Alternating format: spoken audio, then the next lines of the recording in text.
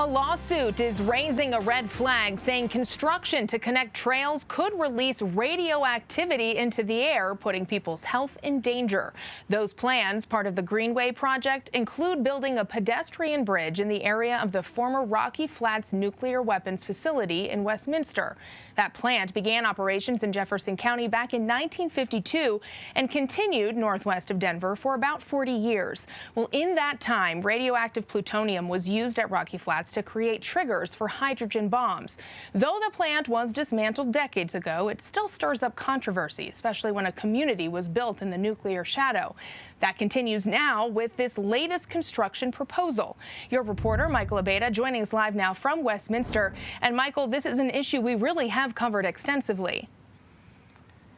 That's right, Kelly. You know, this is just the latest round in a fight between those who want to develop on the former Superfund site and those who say we should just leave it alone.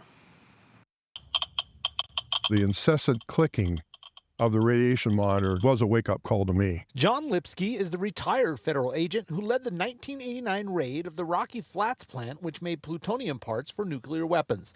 His team found numerous violations of federal anti-pollution laws, including limited contamination of water and soil.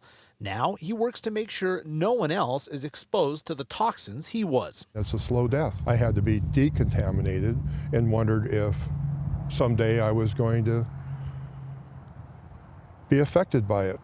That's why he's part of a lawsuit to stop a plan by the Federal Highway Administration and the Fish and Wildlife Service from building a pedestrian bridge connecting trails on the Rocky Flats Refuge and the Westminster open space as part of a greenway. He says the project will surely disrupt the contaminated earth and blow dust into nearby communities. They're planting the two piers and the two abutments in the most contaminated portions of the refuge. It's not by chance that I'm living right here on the refuge, right as my backyard. David Wood lives in the Candelas neighborhood just to the south of the refuge. He's a retired physicist and says people need to look at the data, and that contaminated soil on the refuge is not any more radioactive than most dirt already is. The big picture is that when you actually do the calculations, the contributions for plutonium are tiny, tiny in comparison to all the other naturally occurring radioisotopes. He says he thinks that lawsuits and obstructionary measures by groups and people like John are last-ditch efforts to stop development on the refuge,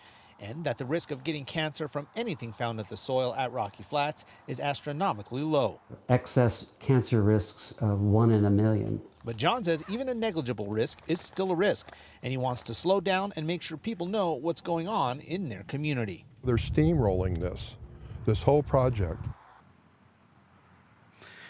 Now, the Westminster City Council will be talking about this issue tomorrow night at their meeting. They're going to try revisit that decision to join the Greenway project. If they decide to back out like Broomfield did a while back, then it could kill that construction project altogether. In Westminster, Michael Abeyta, covering Colorado First.